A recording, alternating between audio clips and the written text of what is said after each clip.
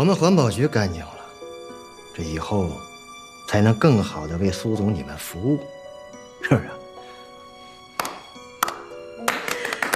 贺哥这话说的太到位了，有您在这个位子上，那是化工总厂之福啊！来，贺哥，我先干为敬。来，我也来，我也来。祝您节节高升。好，那我也来一个啊。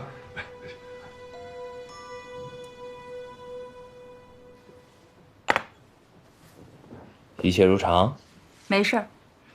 出来时，那个姓贺的副局长又玩新花样，说他老家什么亲戚生病了，需要一些钱来周转一下。我就喜欢这种爱钱的人，省心。有一件事儿，我一直没想明白。啥事儿？你说。江云化工总厂只是大工集团众多产业中的一部分，在集团内部也就是排中游吧。偷排污水的事情，就算被查出来，顶多就算在那个水厂长的头上，大不了给老百姓多赔几个钱罢了。就算整个化工厂都赔进去，也没什么影响。我们干嘛要费那么多的心思替那个姓水的做掩护呢？你呀，你要知道啊，给老百姓赔钱只是小事儿，但是这些事儿被别有用心的人知道了啊，被弄到媒体去炒作的话，不就影响了投资者对集团股票的信心了吗？如果再有人继续深挖江云的事情的话，我就担心啊，会影响到在背后支持我的朋友们。所以啊，这目光呢要放得长远，千万不要忘记当年我们在上市之前的紧要关头，那个女记者差点把我们搅黄的事情。还有啊，这件事情不能让吴书记知道，一定要摁死。你和刘副总啊，赶紧去安排一下，把集团的股份从江云这里掏出来，让江云化工成为一个独立的经营实体。那万一要是按不住的话，把江云卖掉，把对集团的影响降到最低。那些村民不是怕污染吗？既然怕污染，就让他们喝西北风去吧。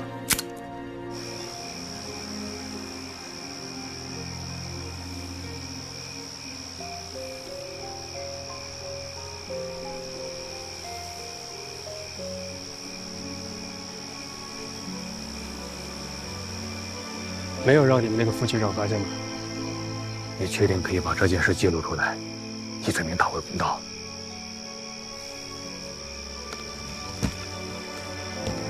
相信我。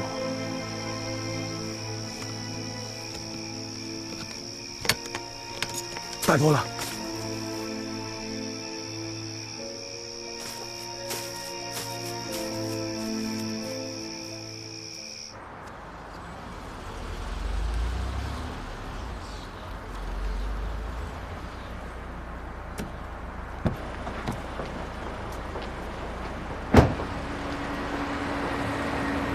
喂，是我。我再次提醒你，码头村的环境污染问题，虽然监管局负有监管责任，但是一旦触犯了法律，我们检察院就要承担起调查和起诉的责任。这事儿你们绝不能掉以轻心。现在调查进行的怎么样了？好。另外，环保局的检验报告送来没有？这何检察长啊，真是兵贵神速啊！只要立案的材料交到我们院里边，我们尽快的审理。如果真的有犯罪行为的话呢，我们尽快的宣判，啊，等这个刑事审判一结束啊，马上启动这个民事赔偿的程序，让这个钱啊尽快的交到老百姓的手上。好，这就是为老百姓办实事。我同意，对被告的电脑进行调查取证，在法院的监督之下。好，我到民三厅看。好。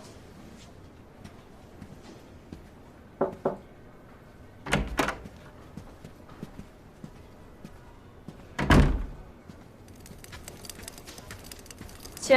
哎，哦，老牛，局员，正好有事要找您。办公室说。好嘞。哎，你这咳嗽怎么了？得吃药啊！啊，没事没事，已经吃了，你放心吧。啊。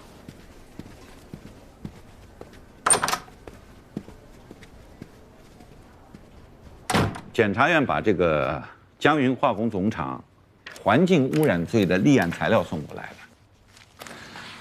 立案庭的包媒婆错了，包厅长包美荣第一时间审阅以后，觉得有些问题，送过来让我们出主意。我已经看了。检察院的鉴定报告居然是这么写的。是啊，碰到高手了。2项主要指标顶格，可是没出格。另外2项呢，虽然是超标了，但也只超了2%，属于可抓可放的模糊地带。他的这份报告，无非就是想要告诉大家，啊，管道内没有排放的废水，啊，这个土壤里面呢也没有受到任何的污染。老何怎么能把这样的报告送过来呢？检察院那边呢，肯定也受到很大的舆论压力，主观上他们也想为民除害。可是现在这个情况，您说，我们是接呢，还是推啊？接呢，还是退？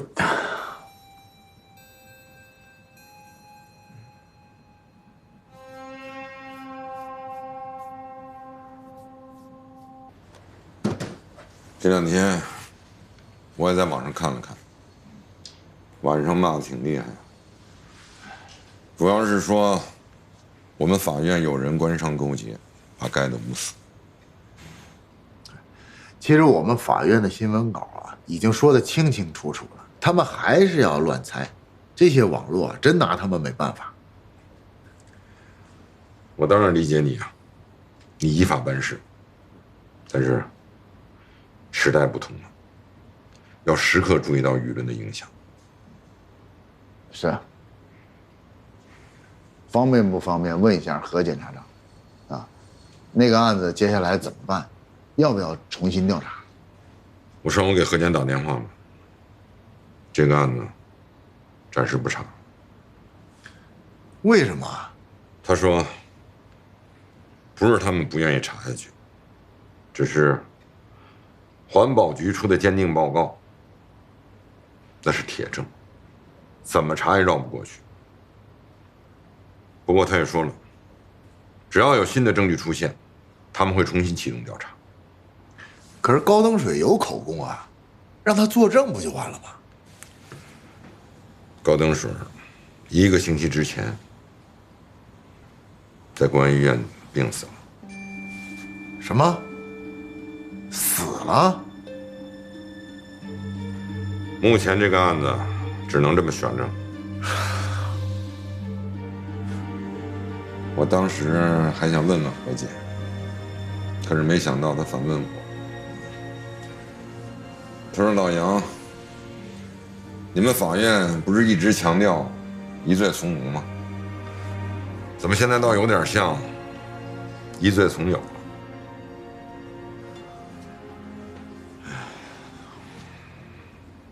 什么跟什么呀？就这么不了了之了？就差那么一口气儿，真是气死人了！啊，这么热闹，什么气死人了？去啊，坐。我们正在说码头村村民的事儿呢。哦，觉得他们被我们法检2家给涮了。检察院没有确实的证据起诉，咱们法院也没办法判江云化工厂有罪，也就是不能提起民事赔偿。码头村的村民呢，就没钱看病换肾。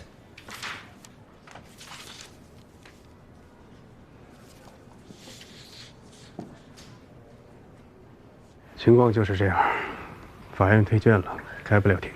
喝吧，不喝身子怎么好呢？好，拿什么好？啊？法院都不管了，也没人赔我们钱，没钱，拿什么换肾？就喝这黑汤的，顶个屁用啊！这里是20万，我的一点心意，你们收下。据最新消息，律师周黎民代表码头村35位村民，向市中院提请了对江云化工总厂和市环保局的民事赔偿诉讼。今天一早，钟律师特意来到法院递交了立案的相关材料。那么，他的律师团队跨过了检察院的刑事诉讼，直接进行民事诉讼，这也算开了环境污染案件的一个先河。那么齐州市中级人民法院会否受理这起引起巨大关注度的案件呢？我们将持续关注。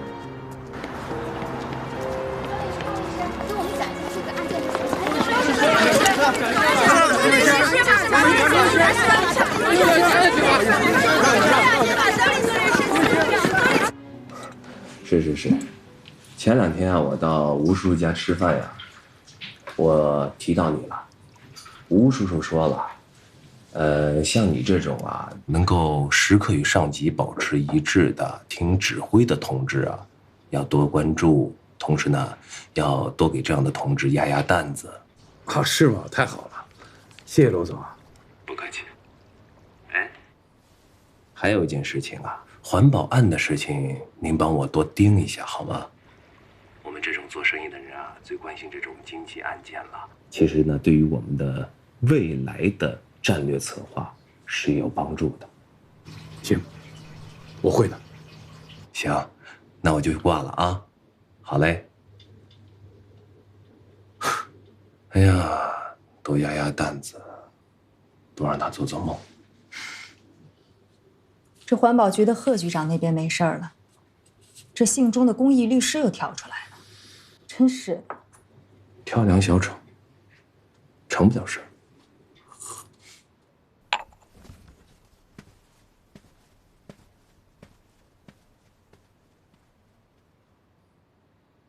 什么？钟黎明，他的这些材料不符合立案的标准。好，你把这个相关的这些材料给我发过来，好吧？齐院。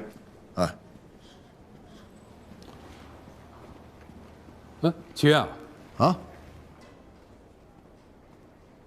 那个怎么有事儿啊？走，办公室说。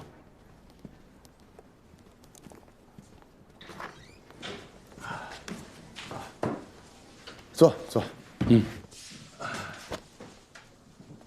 什么事儿？听说那个钟律师不但告了化工厂，而连带着把环保局也告了。哦，是啊，我们这边都已经接收了他们的材料了。那你打算怎么办？是开呢，还是？是这样，立案庭啊已经都审核过了，如果要是不出什么问题的话，应该是开庭受理。如果我的记忆没出错的话，我明明记得环保局送来的鉴定报告，白纸黑字写的清清楚楚。江云化工厂几个主要指标均符合国家的规定，没有一项超标，不上大局，所以不存在非法排污问题。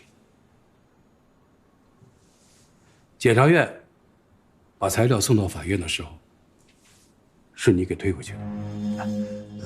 是这样啊，张院，这个钟律师啊送来的材料里边的确有一份这个鉴定报告，写的是在码头村这个污水管道残留样本，还有这个土壤以及这个地下水呢，发现了这个重金属镉的这个污染。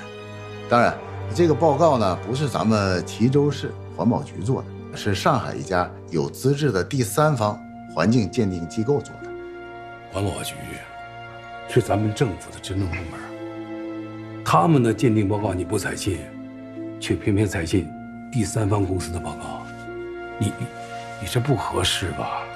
张院，咱们环保局也不是唯一一家可以出具这样报告的单位吧？那但凡有这个资质的第三方啊，鉴定机构都可以出具这样的报告，同样具有法律效力。我们呢也是根据这一点呢，决定受理此案的。老曲，我也是闲聊，也是向学院学习。那现在这个律师又要起诉，如果证据确凿的话，你是不是要判他胜诉？当然，我们正常办案呐。你刚才说了是有道理，但是在法理之内这么做是没什么错的。可是法理之外，是不是可以适当考虑一下我们的国情？咱们这个国家是个人情社会，讲究的是口碑和信任。那律师把环保局都告了，这就是状告政府。姐，你要怎么判？潘德胜，那政府的威信就被损害，以后怎么取信于民？怎么开展工作？蒋元，这个取信于民，它的先决条件是什么？大道理我都懂，我就觉得你这个人呐，太理想化了一点。要是人人明是非懂道理，那法院早就关门了。就是因为民众的情绪很容易被鼓动、被放大，所以才顾及政府的权威。如果要拆政府的台，我个人持保留意见。况且民告官，这在其中是第一种，也是史无前例啊。张元，我觉得你可以换一种思维吧。你听我说啊，虽然这个事儿不关我个人的事儿，但我毕竟是中院议员，我要时刻为中院这个集体着想。我想这件事儿是不是可以不必搞大？比如让中院给环保局发一个建议函，让检察院监督他重新再彻查一遍。如果江阴化工总厂确实存在违法问题，那该整改整改，该罚款罚款。如果确实存在村民受害，那该赔的，咱们私下里和解赔偿，这样谁都不吃亏，也保全了政府的面子。秦远，你觉得我这个建议是不是更稳妥一点？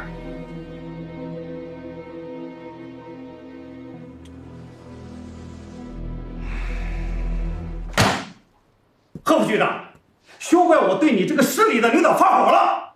你们市环保局到底都干了些什么？啊！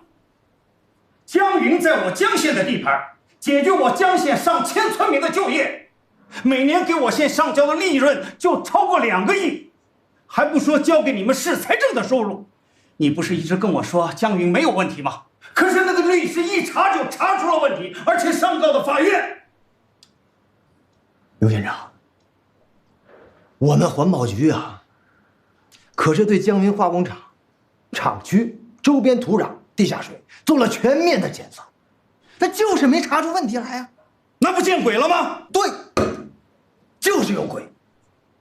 我跟你讲啊，那个律师就是那个鬼，这小子坏透了，专门跟政府作对，还鼓动码头村的村民闹事儿。他这是在炒作自己，包装自己，要做打鬼的那个钟馗呀。身正不怕影子斜嘛。你贺副局长心里没鬼，你管他是钟馗还是李逵呢？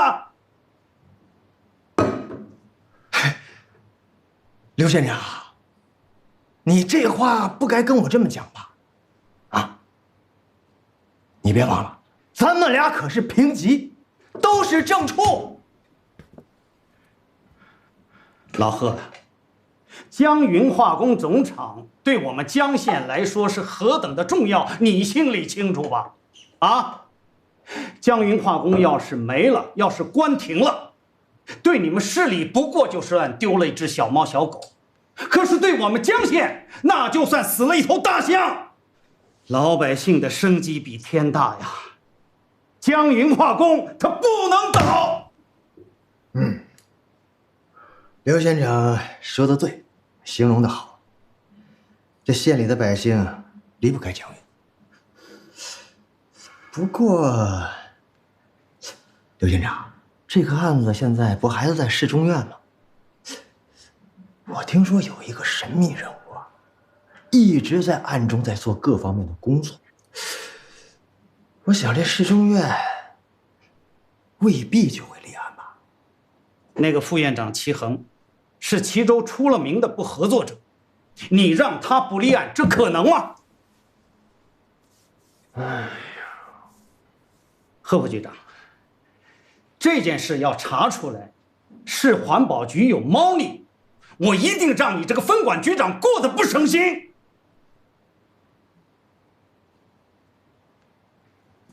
你要想达到这个庭外和解，那必须是先立案，再和解。因为我们法院只有审判的职权，没有审判外调解的这个职责。这个法院的调解呢，是隶属于审判范围内的，是审判结案方式的一种补充。如果呢，你要是不立案的话，连替码头村这些老百姓争取最基本权益的这个资格都没有。如果要想达到庭外和解，那必须是先立案之后，原告、被告双方都同意的情况下，私底下才能赔偿。如果要是不同意，那还得是再开庭再审理。看来你这样，真不顾及政府部门的脸面了。张远，我知道你是为我好，替我考虑的比较全面。我觉得这也不是说跟谁对着干不对着干的事儿，都是为了争取老百姓的权益嘛。我认为还是按程序办。那行了。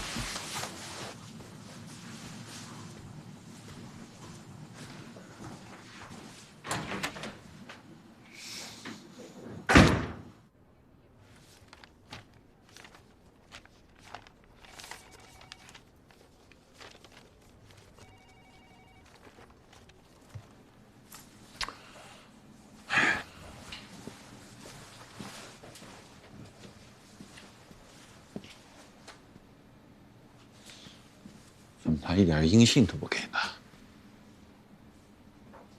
再等5分钟，过了5分钟，我什么都不管。牛郎，你怎么了？走来走去自言自语的，发生什么事儿了？齐院儿，他说第一时间给我消息的，可是现在第100个时间都过去了。我不管，我现在就给他打电话。喂，小妞。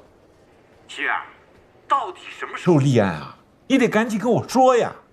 好，我知道了，我一会儿打给你啊。喂，喂，又挂了。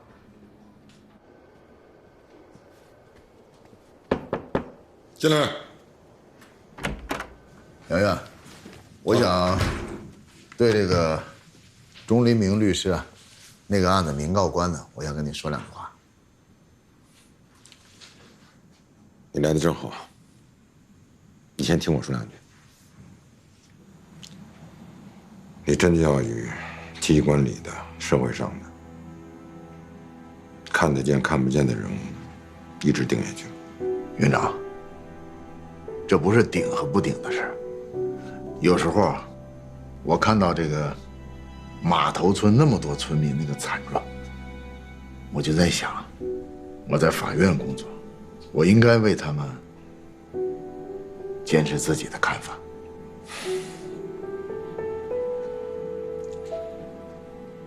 齐文静判了死缓之后，我心里一直不安。小齐，你比我年轻多了，路还很长，要看得远点儿。我知道了，院长，谢谢你啊。我就是在想，有时候眼前的路都没走好，以后的路，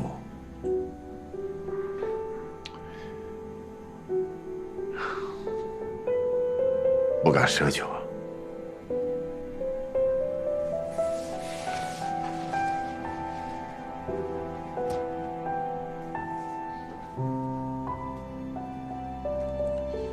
小齐，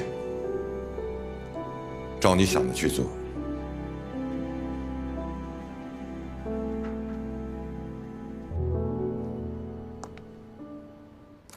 调解和解啊，就必须这么做？罗总，恕我直言啊，咱们这么大一个集团企业，赔一点小钱息事宁人，又何必非憋着这口气不肯松呢？况且啊，出面赔偿的是江云，和大公集团表面上扯不上任何关系。可我就咽不下这口气呀。我在齐州这么多年来，谁敢这么对我呀？啊，这齐衡一而再再而三，这回我必须给他点颜色看。行，那我明白了。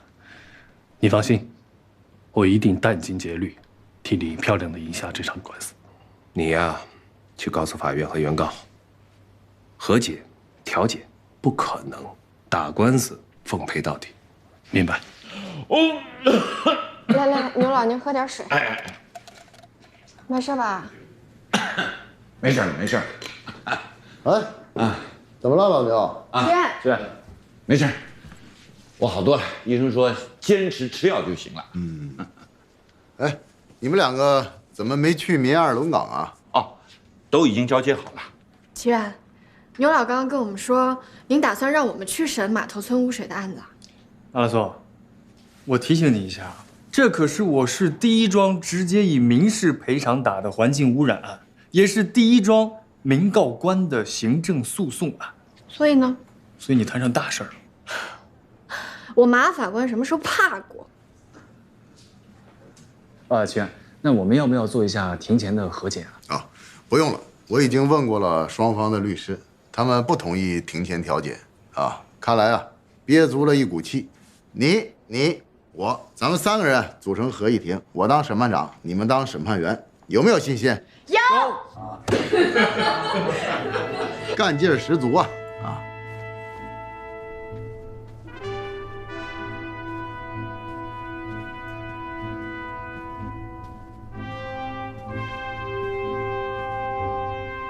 你是江云的代理律师啊？来查阅卷宗了，阅完了，这么快？这是什么？这是我的书面申请。申请什么？一看便知。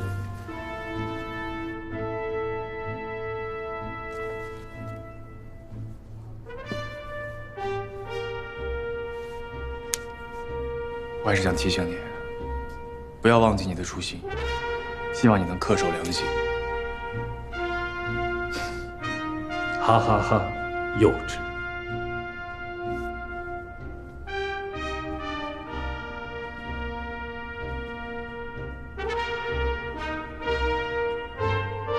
所谓庭前会议呢，就是在正式开庭以前，原告和被告双方对证据再进一步的确认，对于双方有异议的证据呢进行辩论和筛选，以节省正式的开庭时间和效率。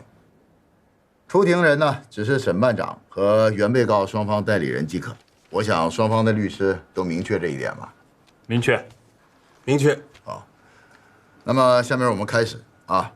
第一被告江云化工厂的代理人，你对原告方提出的证据有什么异议？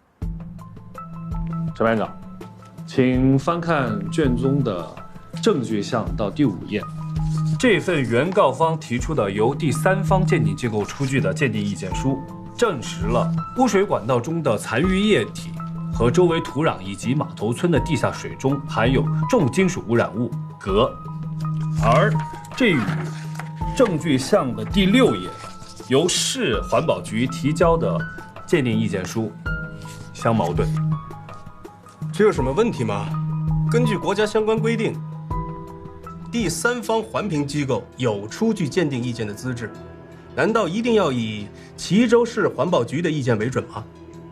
被告方代理人，这份意见书的合法性啊，应该不存在什么问题。如果你有质疑的话呢，我们可以放在正式庭审的时候来进行辩论。不，审判长，我方就是要现在质疑这份意见书的合法性。你说，据我所知啊，自码头村地下窑洞中旁边的枯井中发现了污水管道以后，市环保局请公安机关将现场进行了封锁，以防别有用心之人进入破坏现场。而后又由环保局的副局长贺斌亲自带领，前往污水管道的所在地进行取样、封存，并带回环保局进行检测。之后，现场在持续的封锁中，任何人不得进入。那么，我想请问，原告方用以化验管道中的残余液体和周围土壤的样本是从何而来的？明明这一切都在环保局的监管之下，样本也不曾流失，也没有其他人突破了警方的封锁，进入地下窑洞进行取样。为何原告方会有样本？那我方是不是可以有理由怀疑，原告方用之于检测的样本根本就不是码头村的污水管道和周围的土壤？是，第三方环评机构的确可以做出鉴定，也是合法的，但是所鉴定之物的来源是否真实合法，我方必须质疑。我们一直在强调程序正义，只有程序正义才能带来公平公正的结果。所以，我方现在怀疑，原告方的这一程序并不正义，它污染了证据的可信性，排除了证据的合法性。所以，我方请求合议庭不采信这份证据。原告代理人，你向本庭说明，你的这个检测样本是从何而来？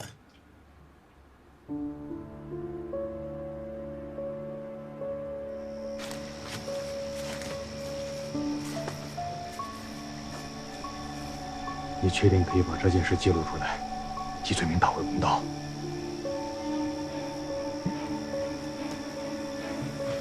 相信我。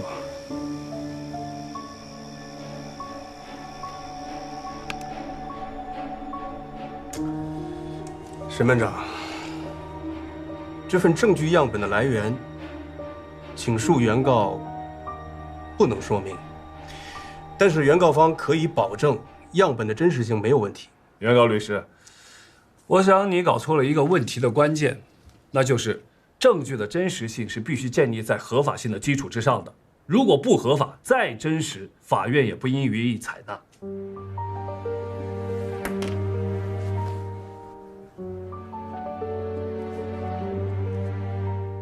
审判长，原告方现在只能用一句保证之类的空话，而不能明确有力地证明这份样本不是通过非法手段获取的。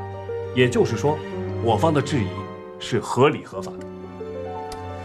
鉴于被告代理人提出的意见，合议庭商议之后再做决定。的确，从世界上大部分的国家的审判原则来看，证据的合法性高于真实性。所以陈述说的没错。是啊，在我国的审判历史上呢，曾经把这个真实性看得要比合法性要高，所以产生了很多刑讯逼供。那么随着时代的发展呢，现在越来越重视这个证据的合法性，这也是我们不能回避的问题。那怎么办？我们真的要把那份证据给排除了吗？那些人真的太可恶了，他们明知道村民生病一定跟他们偷排污水有直接的关系，可就是拦着我们不让我们找到证据。眼下呀，这个案子要是没那份证据，我看原告的官司也不用打了，肯定输。其实这个案子的关键呢就是鉴定其他的东西呢都是辅证。那么这么重要的一个证据呢，由环保局自己出具的，的确是有点既当裁判员又当运动员。是的，他们环保局负有监管的责任。如果他们给出的证据证明江云化工厂的确存在偷排污水的情况，那也就是证明了他们以前并没有担负起监管的义务。为了怕别人驳回面子，他们肯定不会承认的。他们之间存在利益关系，按照利益规避的原则，环保局的鉴定报告我们不用采信呀。那这案子还怎么判啊？难道我们自己去鉴定啊？怎么可能？我化学从来没有及格过。你别说啊，你的这个玩笑呢，没准是一个很好的思路啊。你看啊，由我们法院委托一家有资质的第三方的鉴定公司去鉴定，从取样到化验结果到出具报告，都在我们法院的监督之下。哎，这样原告和被告呢，我想他们也不会有什么异议，对吧？哎，可以啊。只不过从此以后，仇视我们中院的黑名单上又要多了一个齐州市的环保局了。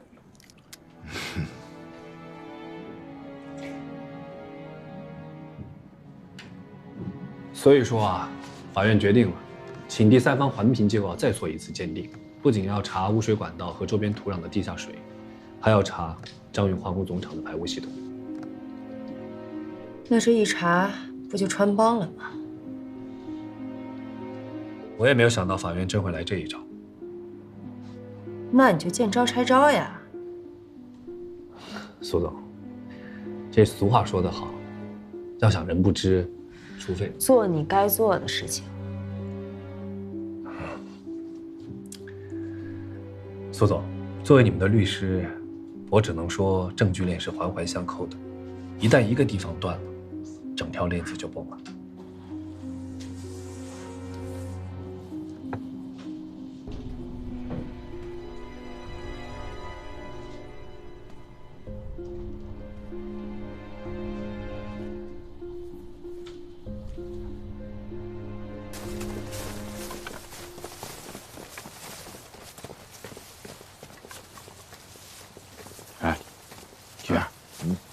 警察怎么都撤了，一个人都没有？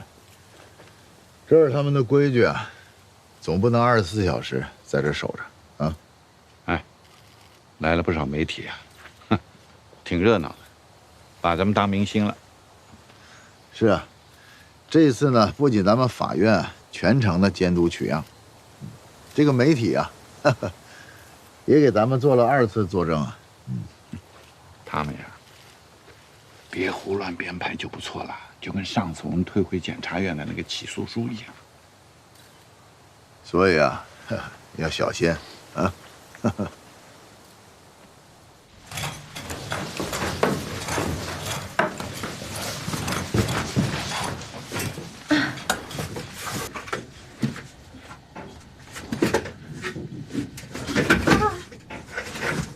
好了，电梯可以拿上去了。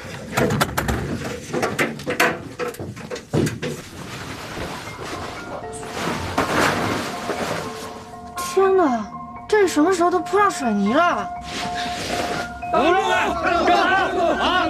都让开！你们是这个村的村民吗？为什么不让我过去啊？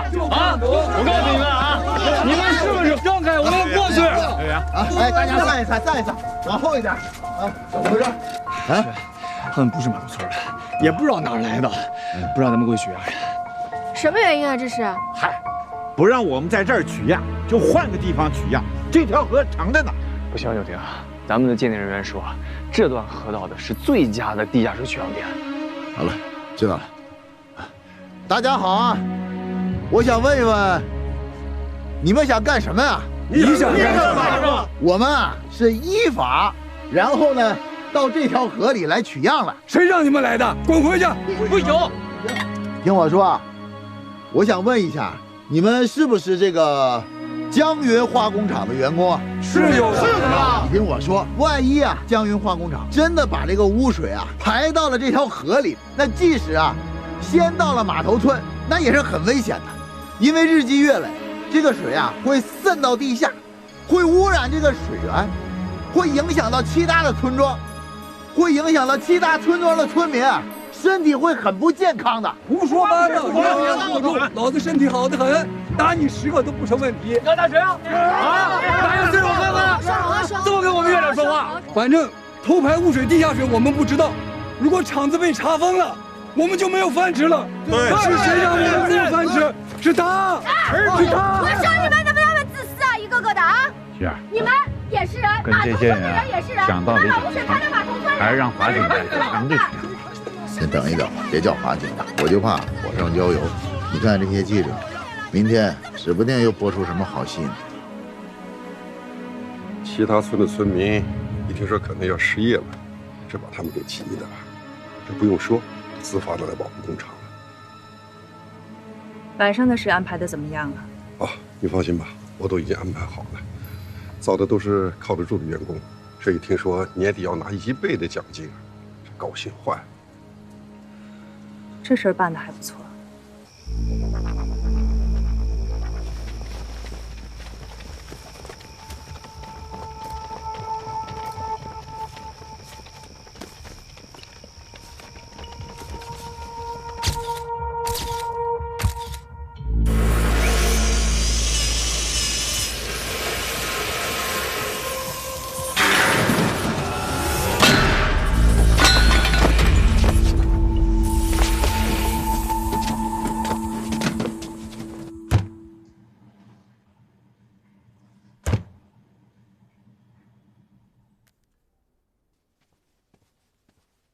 小明呀，这个我签过字啊。哎，徐远，哎，怎么了？气氛有点沉重啊，你们。娟，24小时守着河道，像巡逻队一样，不许其他人靠近，所以咱们根本没法获取水样和土样。